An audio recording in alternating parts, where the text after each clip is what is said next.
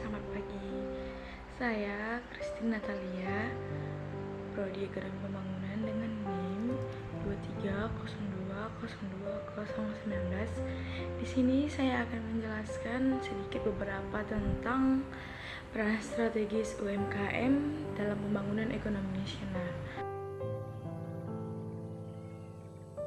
Peran strategis UMKM dalam pembangunan ekonomi nasional.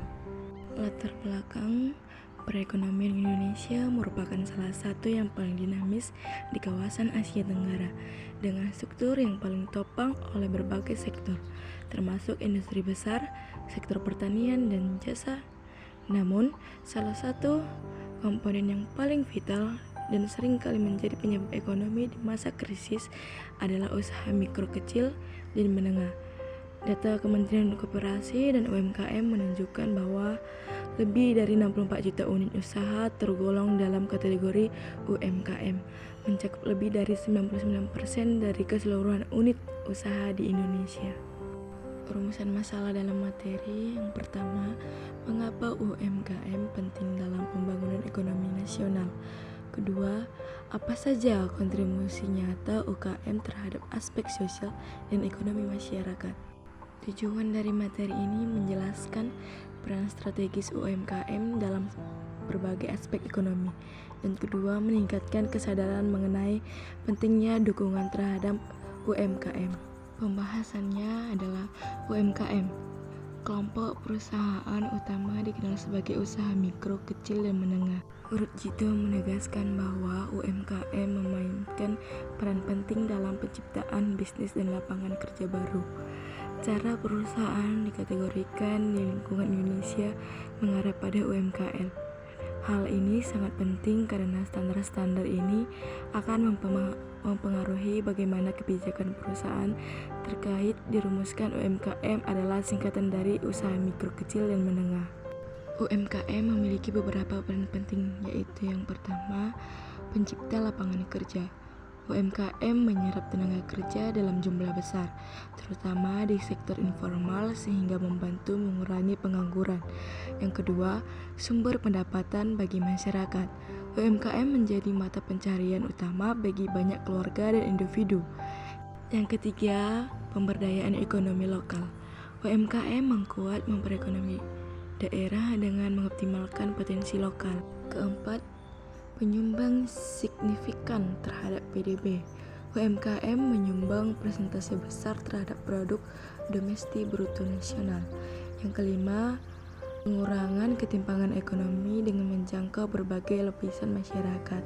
UMKM membantu distribusi pendapatan yang lebih merata. Keenam, peningkatan kemandirian ekonomi. UMKM mendorong masyarakat untuk mandiri secara ekonomi tanpa terlalu bergantung pada sektor formal. Ketujuh, inovasi dan kewirausahaan. Banyak UMKM muncul dari ide-ide kreatif dan inovatif, mendorong semangat kewirausahaan. Kedelapan, meningkatkan diversifikasi ekonomi.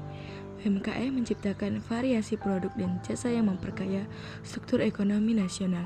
Dan yang kesembilan, kontribusi terhadap ekonomi pedesaan. UMKM memainkan peran penting dalam pembangunan ekonomi desa dan daerah terpencil. Dan yang ke-10, pengurangan kemiskinan dengan menciptakan peluang usaha dan pekerja.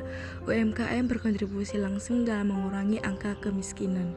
Kesimpulan dari materi ini bisa kita lihat, usaha mikro, kecil, dan menengah memiliki peranan yang sangat strategis dalam pembangunan ekonomi Indonesia.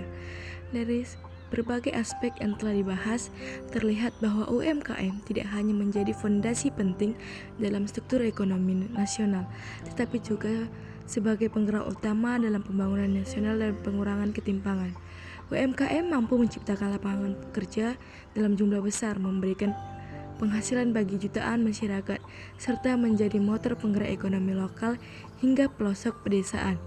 Dalam konteks makroekonomi, UMKM memberi kontribusi signifikan terhadap produk domestik bruto nasional dan membantu mendiversifikasi ekonomi Indonesia agar tidak bergantung pada sektor-sektor tertentu saja.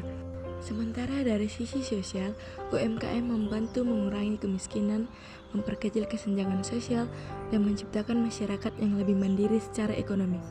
Tak hanya itu, UMKM juga jadi ruang tumbuh bagi inovasi dan sangat kewirausahaan terutama di era digital seperti sekarang ini.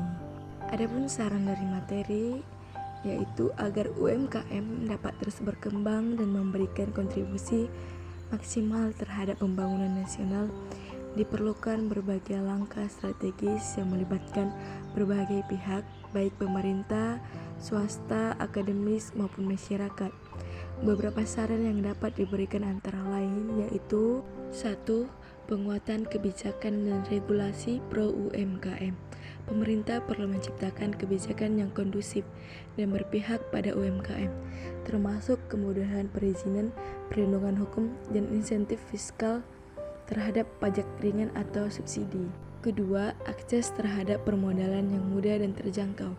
Perluasan akses terhadap lembaga keuangan, pinjaman mikro, dan program pembiayaan pembangunan rendah sangat penting agar pelaku UMKM bisa mengembangkan usaha mereka tanpa membebani risiko keuangan. Dan yang ketiga, peningkatan kapasitas SDM, pelatihan kewirausahaan, manajemen usaha, digital marketing, dan literasi keuangan sangat dibutuhkan agar pelaku UMKM memiliki kompetensi yang memadai untuk bersaing di pasar nasional maupun global. Mungkin sekian dari materi yang bisa saya terapkan di video ini. Jika ada kata atau kalimat yang kurang mengenakan, saya minta maaf. Sekian dan terima kasih. Semoga bermanfaat.